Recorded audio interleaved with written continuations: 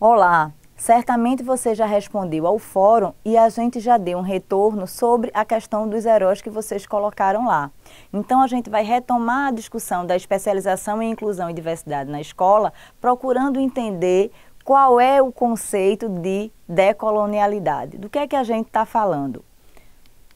Então, uma primeira questão para a gente pensar, eu trouxe um texto para a gente conversar um pouquinho, um fragmento de uma discussão que Fanon propõe, e olha o que é que ele nos traz. Ele diz: a descolonização que se propõe mudar a ordem do mundo é um programa de desordem absoluta, um processo histórico feito por homens novos, uma nova linguagem, uma nova humanidade.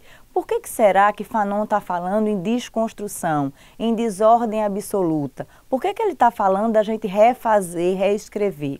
Então, ao longo da disciplina, você vai descobrir qual é o sentido disso e por que ele coloca de forma tão incisiva a ideia de desordem absoluta, a necessidade de refazer, de nos colocarmos socialmente como novos homens, novas mulheres, novos atores em jogo e principalmente no campo educacional. Então, uma primeira questão para a gente pensar é que eu estou pensando que você pode discutir, trazendo para você algumas questões para você pensar na sua prática cotidiana na escola. Então, gostaria de fazer nesse momento alguns questionamentos para que você retome a sua prática e a gente possa discutir a partir dos pressupostos que você traz da sua docência. Então, na sua formação na educação básica, você conheceu contos africanos e indígenas? Eles eram comumente contados na sala de aula por seus professores? Eles fazem parte do seu imaginário? Essa é uma questão importante para a gente entender a discussão que a gente está fazendo e para a gente pensar também por que esses conhecimentos foram negligenciados. Não, em por que medida não faz parte do meu imaginário infantil um príncipe e uma princesa negra, por exemplo? Por que eu não conheci o protagonismo da população indígena? Por que eu vou conhecer a população negra nos livros de história como população escrava? Então, a gente precisa pensar isso para fazer a discussão da disciplina. Nos livros de ciências, quando se apresentava um corpo humano, você já viu um corpo humano negro apresentado no livro de ciências? Se o corpo humano, por dentro, todos os corpos são iguais, por que os corpos humanos apresentados nos livros de ciência não são corpos negros? Você já leu em algum livro de história a história da chegada dos europeus narrada pelos povos indígenas? Já pensou como seriam os povos indígenas narrando a chegada dos portugueses ao Brasil? Por que esse conhecimento não foi legitimado e também não se apresenta de forma comum nos livros de história? E a escravidão? Já pensou a escravidão contada pelos negros, pela população negra? Você estudou sobre isso na educação básica? Você promove essa discussão enquanto professor hoje da educação básica? E aí, retomando a questão e a discussão que você fez lá no fórum, quem são os nossos heróis? Quem são os heróis que você conheceu na história do Brasil? Os heróis que você colocou lá, qual é o gênero dos heróis? Qual é a raça dos heróis? Que feitos históricos eles apresentaram? Você apresentou heróis que representam o nosso campo, o campo educacional? Como é que você legitimou? Qual é a história? Por que eles entraram para a história como heróis? Você já se perguntou isso? Então, que mulheres entraram na história como heroínas?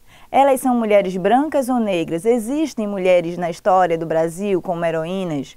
Por que será que esses conhecimentos foram negligenciados no currículo? Você já pensou sobre todas essas questões? São muitas perguntas e são muitos questionamentos. E aos poucos você vai conseguindo perceber e desvelar o conhecimento que está posto, né? Que a gente cotidianamente vai reproduzindo, que a gente aprendeu, mas que agora cabe a gente um novo papel, o papel de questionar que conhecimentos foram tornados válidos e que conhecimentos deixaram de fazer parte, né, do nosso currículo. E por que esses conhecimentos deixaram de fazer parte do nosso currículo? Essa é uma questão primordial. Entender a relação de poder que se estabeleceu e que se estabelece ainda, que alguns conhecimentos são ocultados, né, subalternizados. Então, algumas questões são importantes para a gente pensar. Então, iniciando a discussão sobre a nossa temática, então a gente começa a pensar sobre colonialidade e colonização. Certamente você já ouviu falar que o Brasil foi colônia de Portugal. Então, nós fomos colônia, nós ficamos sob o domínio do povo português, do povo europeu. Ele dominava politicamente, né, economicamente, o nosso país.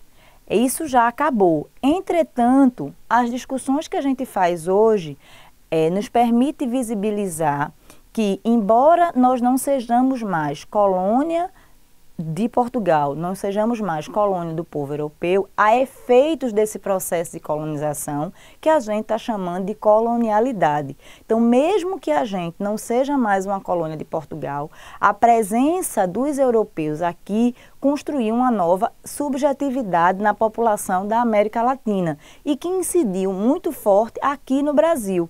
Então, a gente elegeu como modelo, estabeleceu como modelo de vida e de vivência, de um modelo certo e correto para ser o modelo europeu. Logo, nós legitimamos a ideia do homem branco, hétero, cristão, e a gente precisa repensar esse lugar e entender como é que isso influencia. Então, o processo de colonialidade, de colonização, gerou profundas desigualdades no nosso cotidiano. E os conflitos étnico-raciais, eles vão marcar profundamente esse povoamento da América. É o povo europeu se confrontando com um povo que é diferente dele, que tem uma forma de organização, que tem uma cultura e que tem, sobretudo, aspectos culturais diferentes deles. Só que o que é que acontece nesse processo de colonização?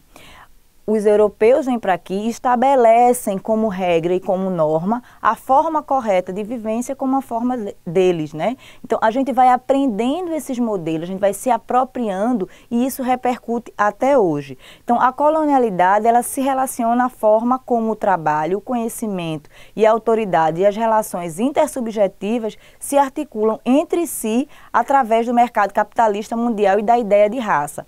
O principal eixo da colonialidade é que as diferenças foram transformadas, foram pensadas a partir da categoria raça. Então, estabeleceu-se uma relação de superioridade a partir da categoria raça. Raça serviu como elemento disparador das desigualdades. Então, acreditava-se ainda hoje, né, perpassa a ideia de que existem raças superiores e raças inferiores, embora biologicamente o conceito de raça não seja um conceito válido, ou seja, as raças não existem, né? O que existe é as características físicas, né? O fenótipo muitas vezes determina o lugar que a pessoa vai ocupar socialmente. Então faz com que a gente projete sobre esse sujeito negro, sobre homem, mulher e a criança, a ideia de inferioridade, que de fato não existe. Então são efeitos da colonialidade, faz com que a gente crie uma subjetividade ao pensar, ao encontrar, ao olhar para esse sujeito negro. Você determina um lugar sem conhecer qual é a sua historicidade, sem conhecer qual é a sua formação. Então a gente precisa pensar isso. Por que que isso ainda é muito forte na nossa cultura? Porque isso é feito da ideia de que, no processo de colonização, a raça foi utilizada como categoria para estabelecer as divisões. Então, é importante pensar sobre isso e entender que as diferenças foram estabelecidas a partir da categoria raça.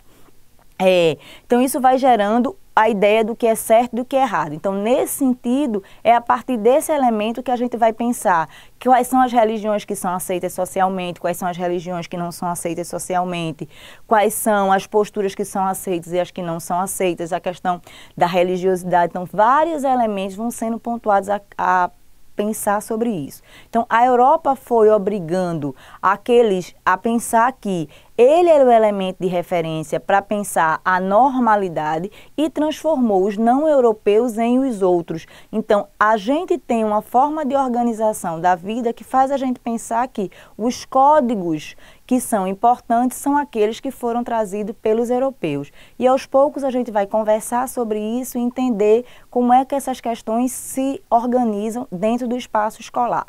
Então, quais são os nossos desafios?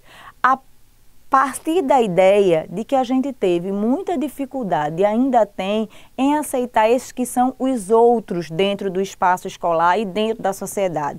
A gente criou o que a gente chama de normalidade. Então, tem aqueles sujeitos, homens, mulheres, crianças, que pelos seus pertencimentos sociais, culturais, religiosos, eles são aceitos socialmente. Então, a gente precisa reinventar, construir uma sociedade em que o diferente não seja considerado um bárbaro, mas seja respeitado em sua diferença. É o exercício de compreender que as pessoas são sujeitos históricos, sociais e culturais.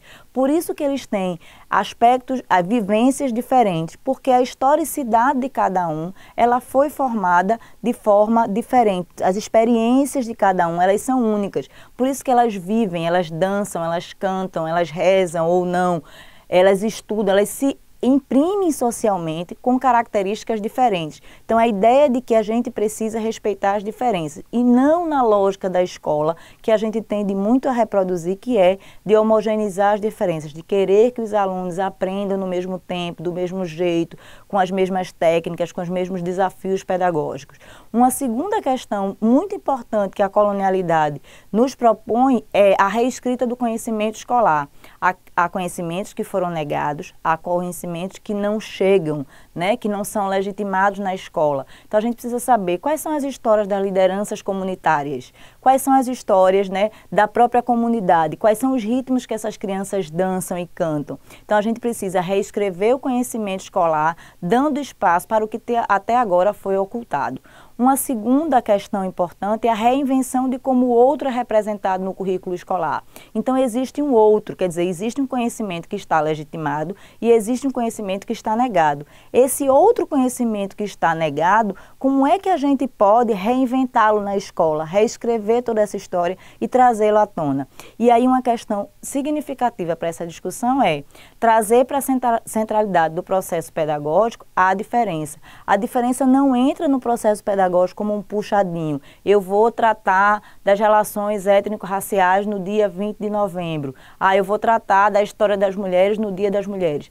Isso é fazer um puxadinho, né? Quando a diferença entra como um apêndice. A diferença precisa ser o centro do ato educativo. Então, ele entra todos os dias, todas as horas, em todos os momentos. A gente precisa privilegiar como é que essa pluralidade de identidades que chegam à escola, como é que elas podem se afirmar. Então, esses são grandes desafios que a disciplina vai propondo a você para que você possa pensar. As leituras vão ajudar você a pensar sobre os conceitos da colonialidade e também a entender como os efeitos da colonialidade repercutem no cotidiano escolar. Faça as leituras propostas para essa unidade, assista também aos vídeos e responda ao fórum.